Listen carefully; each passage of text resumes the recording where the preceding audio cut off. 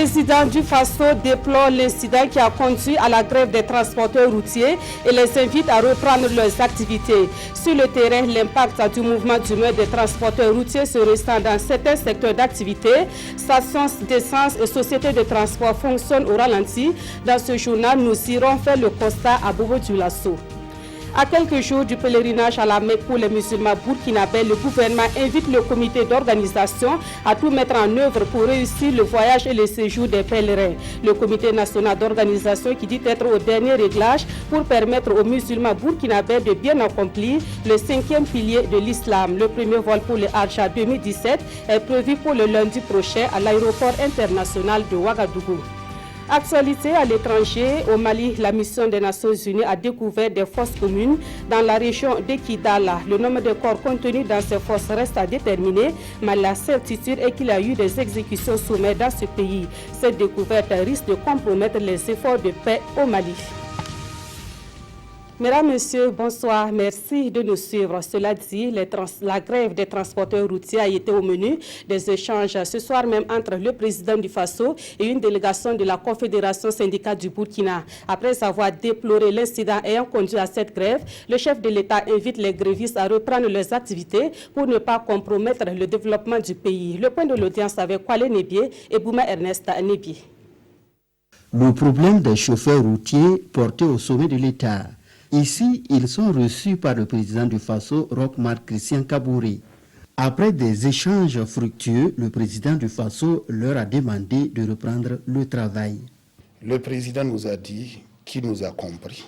Le président nous a demandé de se remettre au travail et qu'il nous a compris. Voilà ce que le président nous a dit. Ils disent avoir compris les propos du président du Faso et à la question de savoir si leur mot d'ordre de grève sera levé d'ici là, voici la réponse de leur porte-parole. C'est le mot que vous voulez. De toute façon, ce qui est sûr et certain, nous allons nous mettre au travail. Voilà. À partir de quand, nous allons vous le communiquer. Il n'y a aucun problème, il n'y a aucun sujet tabou. Nous comprenons très bien ce qui nous a été demandé. Voilà, nous vous disons, nous sommes aussi une organisation syndicale responsable. Et ce qui se passe présentement, c'est à notre corps défendant. Mais nous avons aussi des intérêts à défendre. Mais nous sommes aussi une organisation syndicale ouverte et qui est soucieuse du développement socio-économique de notre pays. Donc ne vous en faites pas, nous avons compris le message du président du Faso. Ils disent faire confiance aux propos du président du Faso, des propos selon lesquels leur sécurité sera garantie. En attendant, le mouvement d'humeur des transporteurs routiers a déjà paralysé les activités dans certaines villes. À Bobo-Dioulasso, par exemple, les stations d'essence et les sociétés de transport de voyageurs ont tourné au ralenti ce vendredi. Autre constat, les voies d'accès à la ville de Sia ont été bloquées par les routiers mécontents. Une situation qui fait naturellement de gorge chaude chez les passagers. On fait le constat avec Adel Ido et Amadou Lougué. Presque toutes les principales voies d'accès à Bobo-Dioulasso sont bloquées par les grévistes. Les passagers et les chauffeurs étrangers sont à bout de souffle. On va aller à Mali maintenant, parce que tous les mois, ils sont fatigués. Ça fait 3 nuits, on est ici. Il n'y a pas mangé, il n'y a pas l'eau, rien, on fatigue ici. Les enfants sont malades, nous-mêmes on est malades. Les plus chanceux sont les engins à 2 roues, les tricycles et les véhicules de type particulier. Seule cette catégorie est autorisée à franchir les barrières. Pour les voitures particulières, on leur donne l'autorisation de passer. Mais les transports en commun, comme les transports de marchandises, nous, dans notre mode de grève là, ils sont concernés. Voilà pourquoi on les fait stationner. Dans les gares, tout tourne au ralenti. Il n'y a plus de cars qui circulent. Les voyageurs sont bouleversés par la situation. Déjà aussi là avec mon bébé de 1 mois, ça ne va pas du tout.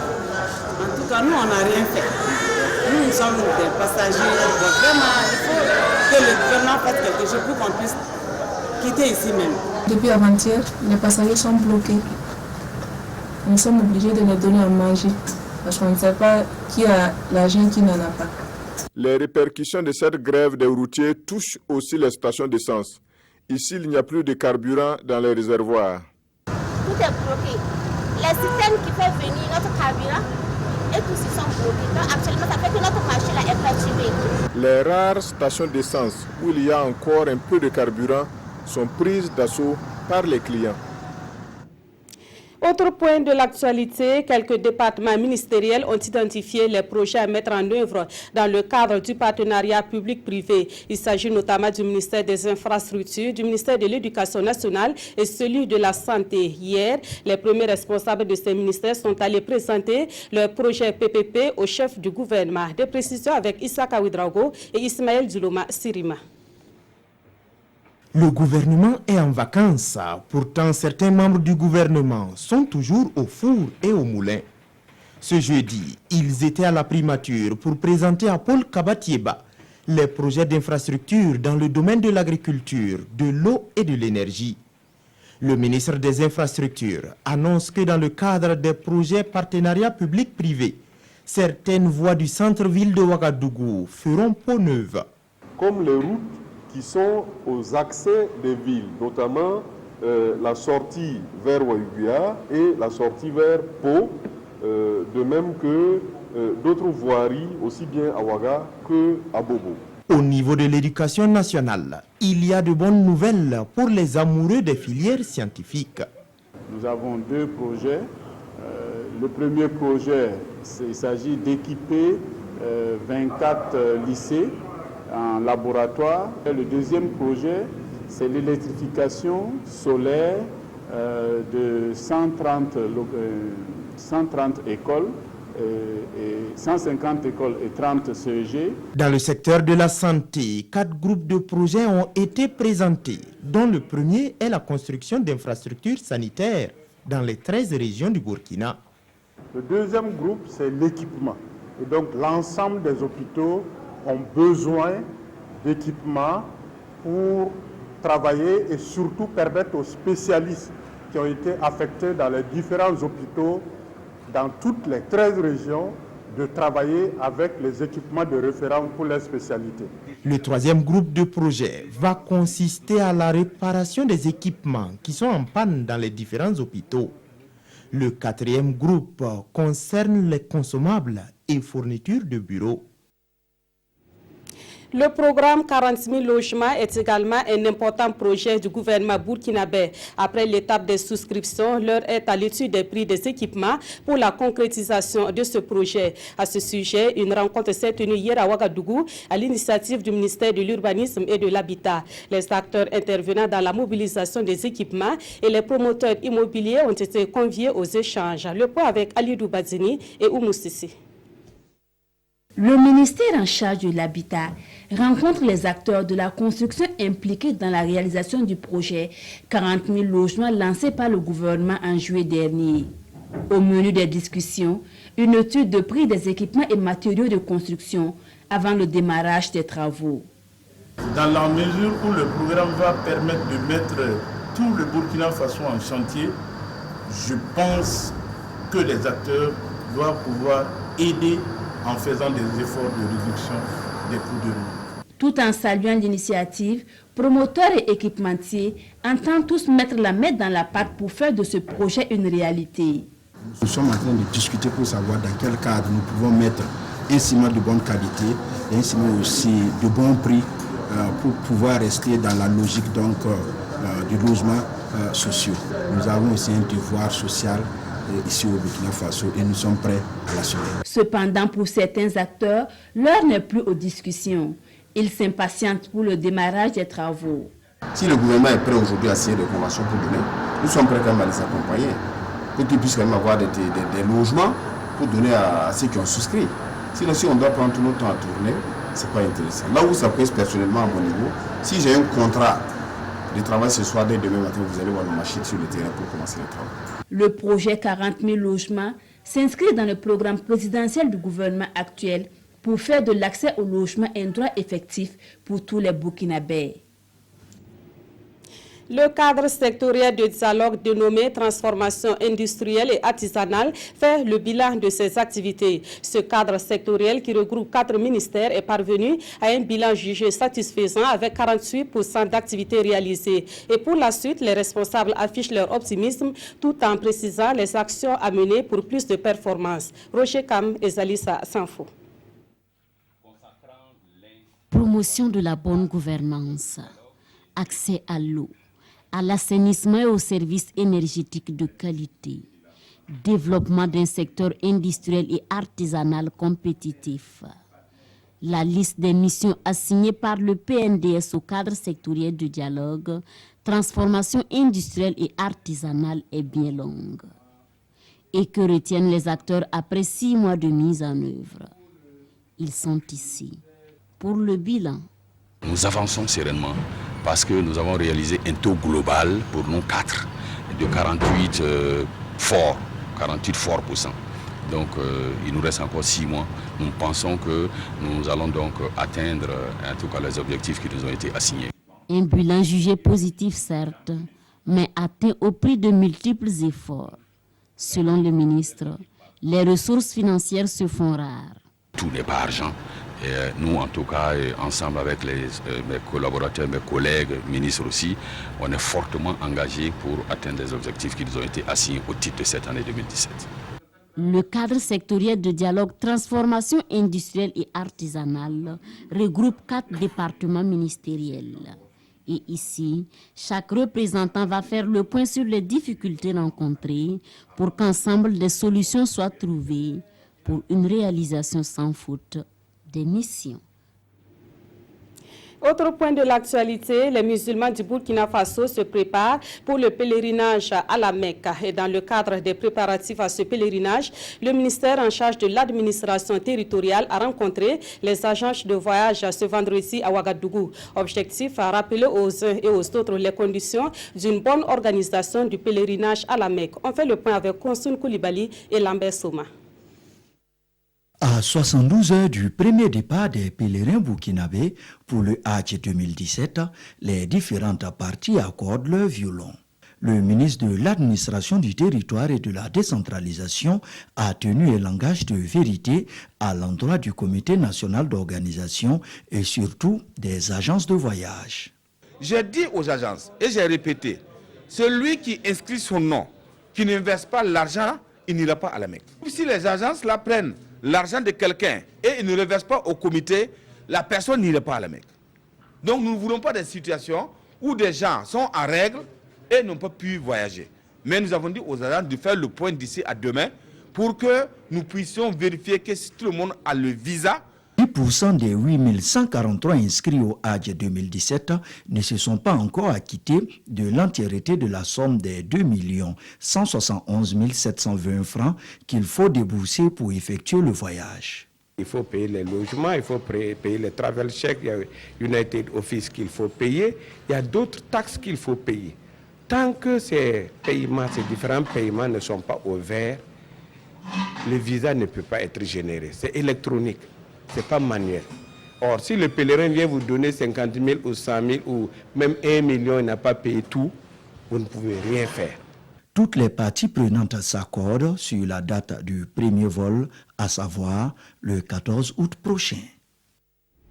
Et le comité national d'organisation dit être au dernier réglage pour permettre aux musulmans burkinabés de bien accomplir le 5e pilier de l'islam. Et comme vous l'avez entendu, le premier vol pour le Hajj 2017 est prévu pour le lundi prochain à l'aéroport international de Ouagadougou. C'est entre autres informations livrées cet après-midi à la presse par le comité national d'organisation du pèlerinage à la Mecque. Oscar Soulama, Abdelaziz Yagibou. Sur 8143 fidèles partant du Burkina pour le Hajj 2017, 424 vont ouvrir le balai des vols le lundi prochain à 9h45 à l'aéroport international de Ouagadougou. À l'issue de 2 missions préparatoires sur les terres d'accueil, le comité national d'organisation dit avoir pris les dispositions requises pour un embarquement, un séjour et surtout un retour des plus agréables. Le premier départ va ouvrir la voie à 16 autres vols alternés entre Ouagadougou et Bobo-Dioulasso.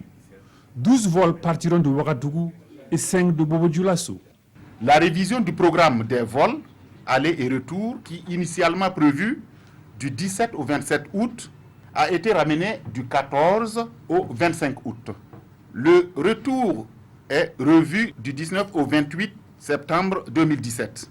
Le comité, dans sa mission d'appui aux agences, ne ménagera aucun effort pour la délivrance à temps des visas. Je voudrais rassurer l'ensemble des pèlerins que toutes les dispositions sont prises pour que chaque pèlerin puisse avoir son passeport à temps.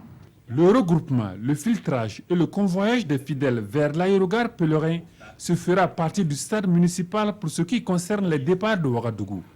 Le comité, avec l'ensemble des structures aéroportuaires, ont accompli un travail formidable de coordination qui a été couronné par la mise en place d'un quartier général qui s'efforcera d'apporter des solutions aux différentes difficultés qui se poseront lors des départs et des arrivées. Le volet santé, la question de manutention des bagages des pèlerins, l'achat des moutons de sacrifice sont autant de préoccupations qui auraient trouvé des solutions lors de la dernière mission du Comité national d'organisation en Arabie Saoudite. Dans l'actualité également, la situation des personnes déplacées internes est devenue inquiétante au Burkina Faso. L'affirmation est du Haut Commissariat des Nations Unies pour les réfugiés qui estime à plus de 4000 les déplacés internes dans le seul Sahel burkinabé. La gestion de cette catégorie de personnes a été au centre d'un atelier organisé à Ouagadougou par le HCR en collaboration avec le Conseil national de secours d'urgence. Des précisions avec Siedi Larayenne et Nathalie Sawadgo Nabaloum.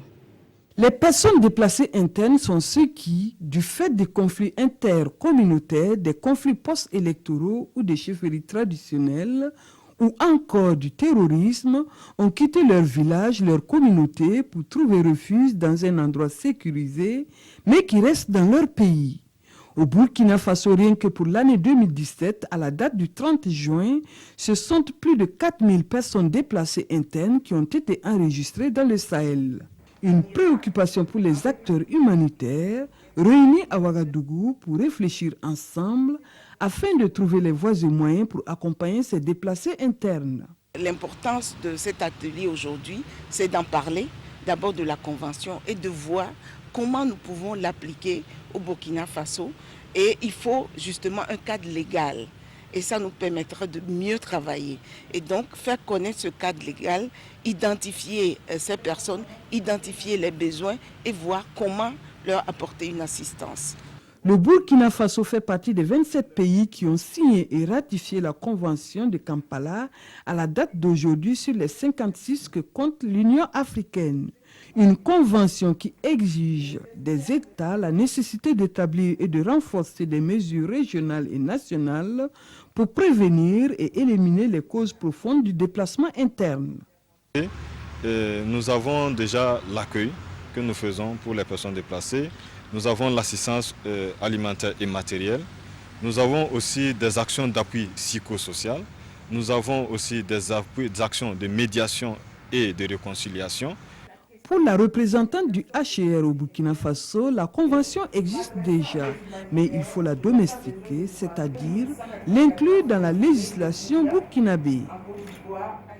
Et le Burkina Faso a adhéré aux mécanismes internationaux de protection des droits de l'homme. À ce titre, il se soumet à l'examen périodique universel, un exercice qui permet au Conseil des droits de l'homme d'examiner la situation des droits de l'homme dans les pays membres de l'ONU. La mise en œuvre des recommandations issues du dernier EPU du Burkina Faso est au centre d'une session qui se tient à Ouagadougou à l'initiative du ministère en charge de la promotion des droits humains. Yacouba Gamene et Olopoda.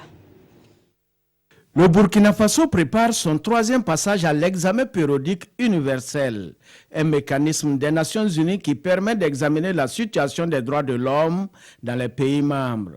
Et cette session du comité de suivi vise à examiner le projet du rapport national afin de l'améliorer avant validation. L'examen périodique universel est un mécanisme du Conseil des droits de l'homme qui a été créé à partir de 2006.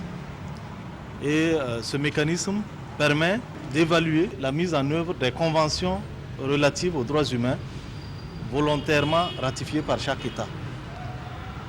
Cette mise en œuvre est évaluée Et des recommandations sont faites lors de cet examen périodique à l'État concerné qui est tenu, s'il accepte ces recommandations, de les mettre en œuvre. C'est dans l'optique de préparer le rapport national qui sera soumis au Conseil des droits de l'homme, le groupe de travail de l'EPU, que nous sommes en train donc de soumettre le projet de rapport au comité de suivi de la mise en œuvre des recommandations de l'examen périodique universel. Le troisième passage du Burkina Faso à l'examen périodique universel est prévu pour 2018. Il est ici attendu du comité de suivi des propositions pertinentes qui vont permettre à l'équipe rédactionnelle de concevoir un document cohérent et riche en informations en matière des droits humains au Burkina Faso. Mettons à présent le cap sur Gourgou, dans la région du centre-est, où les populations pourront désormais mener leurs activités agro-silvopastorales dans de meilleures conditions. Elles viennent de bénéficier d'un barrage et de périmètres irrigables de la part de l'autorité du Liptako Gourma. Les premiers responsables de cette institution se sont d'ailleurs rendus sur le terrain pour échanger avec les populations bénéficiaires de ces infrastructures. Le point avec Pawadrogo, Jean Zongo et Zoubavier David Dabiri. Un barrage de près de 3 millions de mètres cubes et 35 hectares de périmètre irrigable en vue. De quoi relancer les activités agro-silvopastorales à Gourgou, dans le Boulgou. Ces infrastructures à vocation agricole sont en cours de réalisation dans le cadre du projet d'aménagement hydro-agricole dans la région de Liptako Gourma phase 2 extension. Elles sont estimées à environ 2 milliards de francs CFA. Et pour s'enquérir de l'état d'avancement des travaux, les premiers responsables de l'autorité du Liptako Gourma sont sur le terrain. Après une visite guidée des ouvrages, le directeur général s'entretient ici avec les populations bénéficiaires sur les modalités d'aménagement des parcelles et la gestion des ressources halieutiques. Saïdou Oua, ces infrastructures répondent à un besoin des populations du Boulgou qui pendant longtemps ont vu leurs activités existentielles que sont l'élevage, l'agriculture et la pêche tourner au ralenti du fait du manque de retenue d'eau. Pour une gestion efficiente et en vue de prévenir les conflits autour de l'exploitation de ces ressources, un comité de gestion est déjà mis en place. Un comité qui entend prendre en compte les femmes dans la clé de répartition des parcelles.